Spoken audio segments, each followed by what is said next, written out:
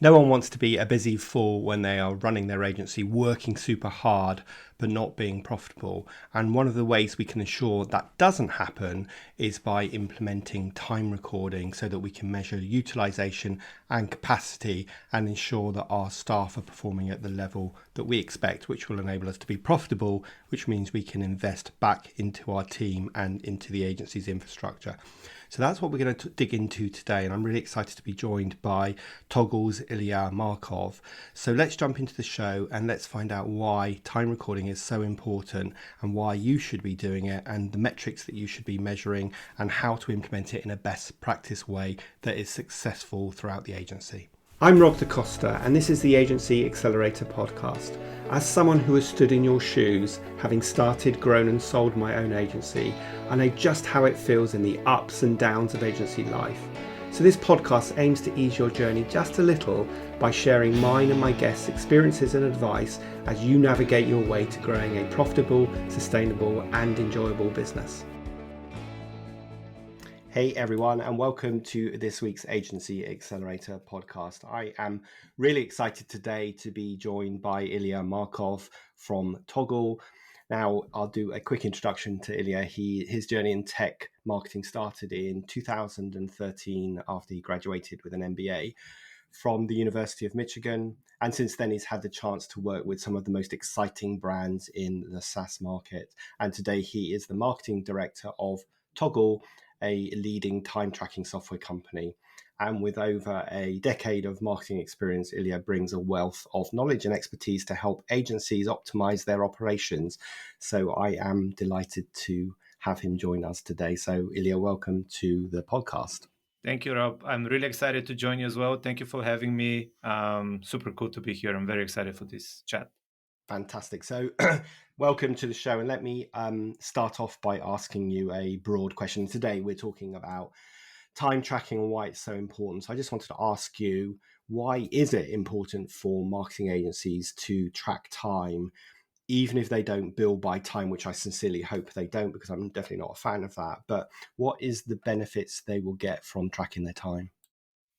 So by now, I think everyone's familiar that there are multiple ways to bill for for knowledge work essentially, and time is just billing by the hour, which, as you said, is not even the greatest way. It's just one way to do it. However, regardless of the pricing model and the billing model that you have, I think it's super important to understand um, how you are using your main resource. Because yes, anyone selling their knowledge as a service, at the end of the day, that's kind of done. The vector there is time. It's not just the knowledge that you have, because it's not productized usually, but it's some kind of vector which comes down to time. So whether you are billing by project, value based, if you're really advanced, or any type of pricing that you use, a pricing model, it's very important to understand where your time is going. And we have internally at Toggl, we have this concept of there are different levels of sophistication in how you use this data. The most common, the most basic one that we see, most of our customers, they come to us with this basic need is just to bill their clients. They want to make sure they understand where their time goes, and that this time ends up on an invoice that they send to their clients. However, we see that many develop a taste for tracking and analyzing where their time goes. So after some time, they start asking themselves questions like, well, working for these clients, is it actually profitable? Especially if you're not billing by the hour. Is it really profitable? Where is my time going? Where can I improve? Am I wasting some of the time of my organization, in the sense that my most qualified people are doing work which can be given to more junior people? I can hire someone junior, or I can outsource part of this work. And having this kind of understanding, which starts with tracking your time, but then adding context around it, and using that that contextualized data to understand what's going on, is how you can improve your operations as an agency or any type of service organization. Yeah, so fantastic. I just want to add my kind of agreement with that. The way I always liken it is that we should be kind of building a brick wall between how we measure time internally and then what we sell to our clients. Because I'm always preaching about selling time to your clients is the wrong thing, because clients are not buying your time, they're buying an outcome, and they're buying a fix to the pain that they have. And it's our job in the early stages of working with the prospect to identify that pain and price accordingly. However, if you want to make sure you're super profitable and productive and you can measure your capacity and all the rest of it, you have to kind of park that and then internally measure time. So I'm a big fan of time recording. And of course, Toggl is one of the major players for agencies who are looking at implementing time recording. And just to say, I did many things wrong when I ran my agency back in the 90s, early 2000s. But one of the things that we did right was track time. And in those days, Toggl wasn't around and neither were any of the other tools. So we literally used an Excel spreadsheet to track our time. So the fact that we have tools like Toggl that really align to the way we work is a huge advancement. Tell me some of the data and some of the KPIs and metrics that we should be measuring internally to help us look at some of the data points that you just mentioned. What should we be looking out for and what should we be measuring? Mm-hmm. So once again, I'll go back to this idea of contextualizing your data around the time that you spent. Um, Starting with a spreadsheet or even like a a timesheet on a piece of paper is fine. The problem is that very quickly you see that you lack some of the context that you need. Just as an example, I have someone on the marketing team at Toggl who used to work for an agency doing a lot of email like automation sequences, email campaigns, and the like. And they were doing simple timesheet as a time tracking method.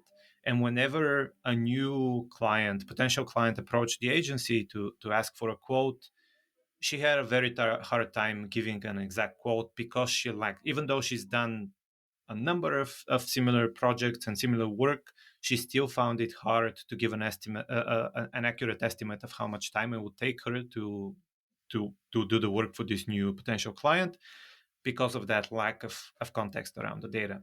So I would say one thing is to add as much as possible. So if you use Toggl Track, by no means like there are other ways to do it, of course, but if you use Toggl Track, you can assign each time entry is what we call every time you record the time, you record some work.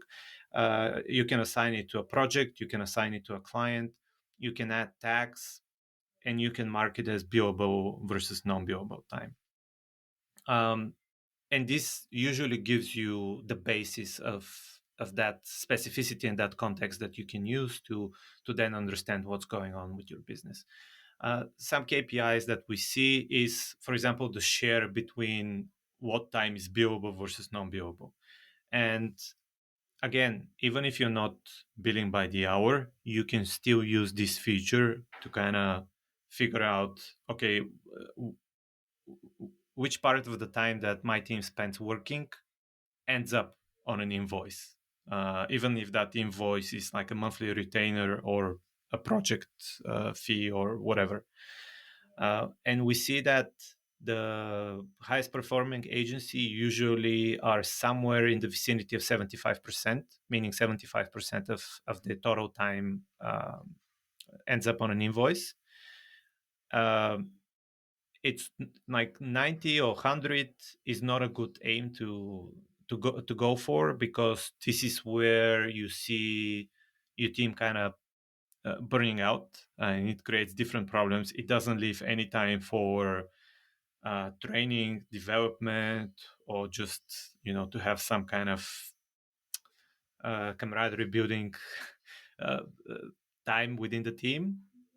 Anything under that usually starts creating other problems around kind of keeping the lights on, because you are not spending enough of like the time of your team doing work that is essentially bringing revenue for your company. Okay, you've answered one of my questions, so I'll ask you this question again.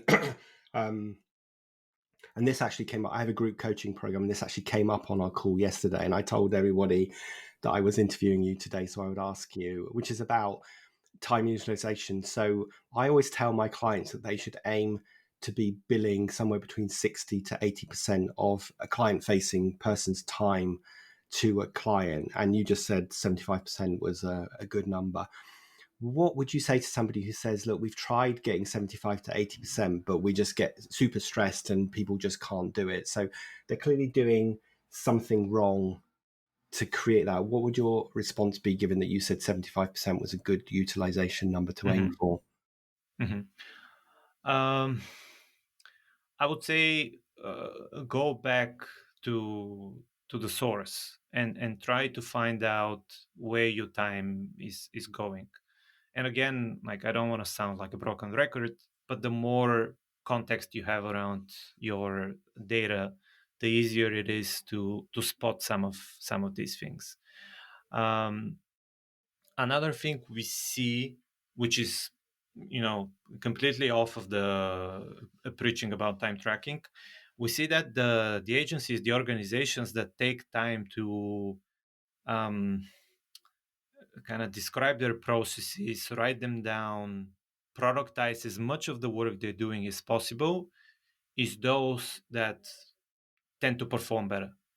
And I know this can sound kind of, I mean, probably doesn't sound that counterintuitive, but I've heard it from agency owners and agency operators who say, "Oh, we're too busy to kind of sit down and document our processes." But to me, this always sounds like we're too busy to invent the wheel. So we'll just, we'll keep pushing the slab of stone up the hill.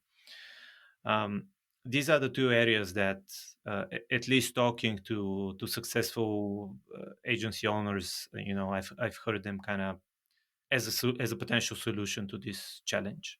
Yeah, that's great. And I'm again a big fan of agencies sitting down and documenting their processes, because kind of what works when they're a small agency suddenly stops working when they become a mid-sized to large agency. And the only way they can create robust, scalable growth is by having processes that are consistently used and rolled out. So I'm a fan of saying to people, even if you're documenting processes today that you can do intuitively, it's going to really help you tomorrow, because when you hire somebody else, they may not be able to intuitively do it your way, or they may do it another way, and then it creates chaos. So I'm a big fan of that. And I think having a tool like Toggl or any of the other time recording tools really helps you drill down and look at that context and actually dig in. I've seen many scenarios where they have some kind of time recording, but there's a disconnect between how busy the agency looks and how profitable the agency is. And it's only by digging into the numbers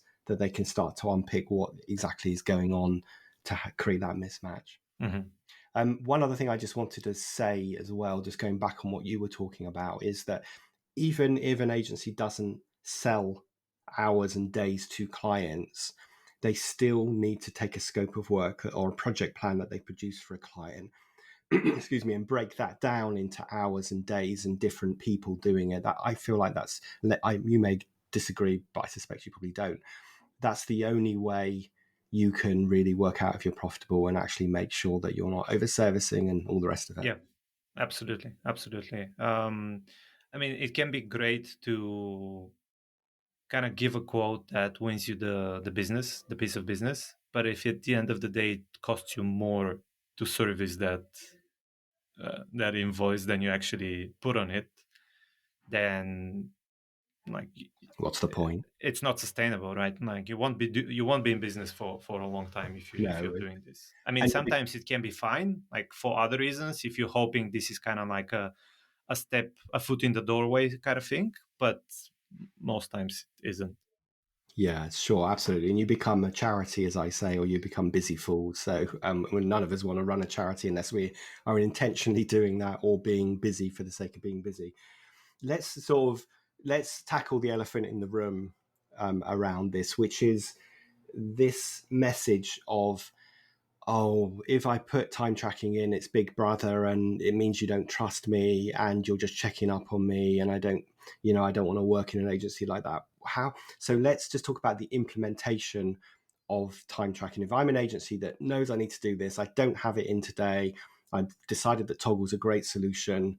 How do I go about implementing it, not just technically, but also culturally as well?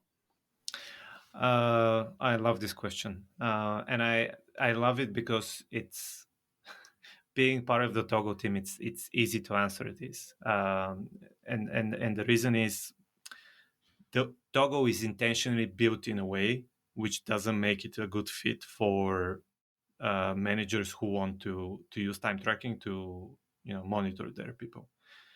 So I can just say it straight away. We even have it on the website. It's called the anti-surveillance statement. Everyone can go and check it out. I can send you the link as well. But it's very easy for us to say that if you want to use time tracking for monitoring, just go and check out one of the other solutions. Toggl is not a good fit. So I always love getting this this question because it's also one of the things that distinguishes us from our competitors. Uh, However, it's not like we haven't heard of people who are trying to use Toggl to monitor their employees. And I always say the same thing. It's meaningless because it doesn't work. Even if you are, first of all, Toggl doesn't allow you to take screenshots or check like the made up activity scores that some other tools have. We have none of that, so you cannot do it. You can just look at the data, but even that is very easy to kind of cook if you want. Like as an employee, you can just create time entries manually. You can say I've worked more than I really did, or whatever. So it's not a good tool for us. And we always say that it's not a fair use for time tracking. Like it's not going to give you any information. It's not going to make you a better manager. And if you try to, and it doesn't scale. So at the end of the day, if you want to push it, you need to hire one person for every one person doing client work. You need to hire someone overseeing them, which obviously doesn't scale. So the way we always advise our audience to approach this is to start by making it very clear what the um, what the use for time tracking is and how it helps the organization and everyone who's part of the organization. So it can be a way to spot some of these inefficiencies. It can serve as a warning system to tell people, like to surface who's doing too much, who's kind of approaching that point of kind of burning out, and address these things and find ways to optimize the work. So maybe, as I said earlier, you kind of move some of the lower value work, you hire someone, or you kind of outsource some of these things to kind of make sure everyone's um, you know in their comfortable zone, feeling challenged, doing valuable work, but also not going too far to the point where you're like you don't see the point of it, or you're feeling too tired or too stressed. Yeah, such a good shout. I mean, I guess anyone who thinks they're going to implement any kind of time tracking to check up and monitor people have a bigger issue in their agency than that, don't they? Is they need to look at their culture. But I see people getting this wrong because they kind of suddenly announce one day that we're going to implement time tracking. Everybody feels like it's a big burden on their time to do this additional admin tasks, and they suspect that it's because they're not trusted. So I think communicating really carefully why we're doing it, and also selling the advantage to the employee, to them, because again, one of the things it enables employees to do is do a bit of self-management, right? So I'm halfway through the month, but I've used 3/4 of my time for client X. So, the amber warning light is on. Mm-hmm. Tell us about, let's just talk about Toggl specifically. Tell us about some of the advancements that are coming down the line with a tool like Toggl, and how, I don't know the answer to this at all, but how or is AI going to impact anything that you guys are doing? Sure, great one. So we've really, over the last year, I would say, we've really kind of narrowed down and we really identified organizations, agencies, consultancies, and so on as our the group of people and companies that we can help the most, and we want to give them more features and more ways to solve their challenges through Toggl. So we have several major initiatives, let's put it that way. Apart from Toggl, Toggl is actually a suite of three tools. Track, which is the time tracking tool that Toggl is most known for. Plan, which is a project management slash resource and capacity management tool. And Hire, which is actually serviced by a separate team. It's a tool that helps companies hire the best talent. One of the big focus areas for us is kind of bringing track and plan closer together and allowing people to close the cycle of planning for their time, then tracking it, and then improving that planning. So becoming much better in understanding what it actually takes to complete a piece of work to service a client, by first doing the planning, but then actually feeding that planning with real data from previous customers. So this is a big initiative internally. We have a few things coming in the later parts of this year that will allow our customers to make much better use of their time tracking data when it comes to planning. To answer your second question about AI, I think it has a huge value. I think, time tracking is one of the areas where it can be very helpful, and we are looking into ways to kind of make this process completely automated with the use of AI. So because this is one, I mean, no one wakes up in the morning being super excited about tracking their time and just switching between what they like, the project they're working on in Toggl Track or whatever they're using every 5, 10, or 15 minutes, depending on what they're doing, or every time they change the active window or their laptop or jump on a call or whatever. But we believe that through using AI creatively, we can make this a lot more intuitive and easier. And we've adopted an approach where this year we have like an internal hackathon sort of initiative where different people in the company kind of come up with creative projects. And this year, for it happens once a year, and this year I think at least 50% of the projects were somehow related or using AI. And quite a few of these things are now part of the roadmap for the product and will be coming in the next few months or so. They'll be implemented in the product itself. Yeah, I mean, it's so fascinating how AI is impacting so many things. So it sounds, excuse me, it sounds really exciting that you're looking into that.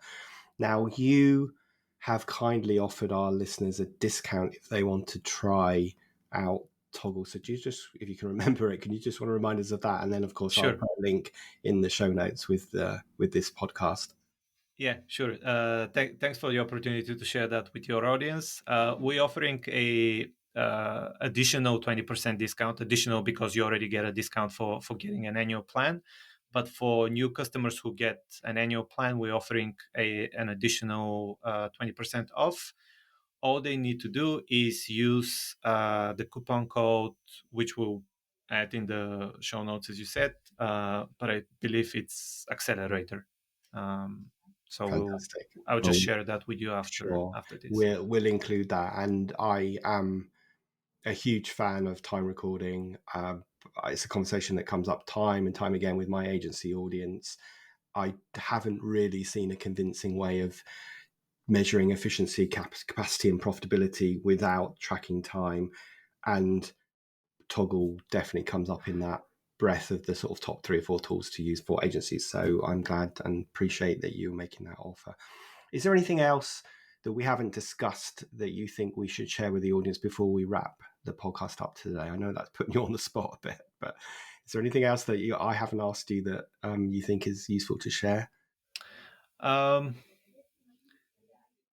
I think we kind of went through the main things. As I said, no one gets like excited in the morning, to track their time. But at the same time, we see that those who persevere through the boredom of doing it, that they very quickly see the benefits, and those who are, as an organization, very open about how they use it, and kind of not just do it in the beginning when they introduce it and just say, oh, we need to start doing it now for these reasons, but kind of go back, make it something that everyone's doing. So, founders, managers, everyone's tracking their time, and then showing to the rest of the organization how they use this and how it's uh, beneficial to everyone in the organization, are those who kind of do it the best, and they see the biggest benefits out of it.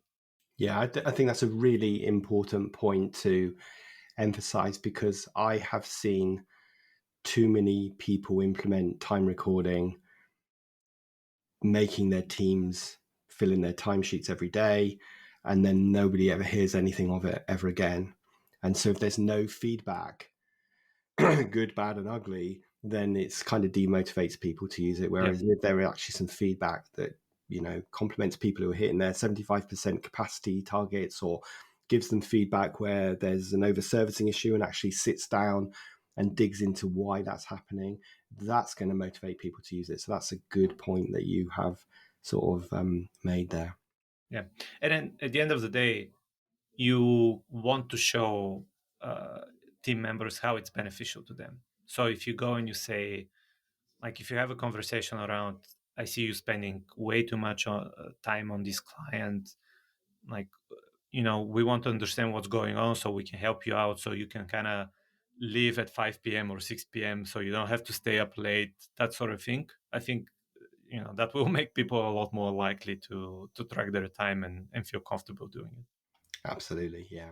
Okay, great. Well, let's wrap this up because I'm conscious we're heading towards the half-hour mark. Let me ask you the question that I ask all of my guests, Ilia, which is, if you could go back in time and give your younger self just starting out in business a piece of advice, what would it be? um, I would say just always believe in yourself. And I sure it can be a double-edged type of sword thing. You shouldn't be too confident, especially if you don't have like the skills and the smarts to cover it. But I see that people usually a lot more likely to doubt themselves and kind of short sell themselves than be overconfident. So don't doubt yourself. Don't buy all the hype that flies around. And I'm saying hype to keep it family friendly on the podcast. But just kind of believe in yourself. Always work on sharpening the knife, to keep using the metaphor, keep working the metaphor.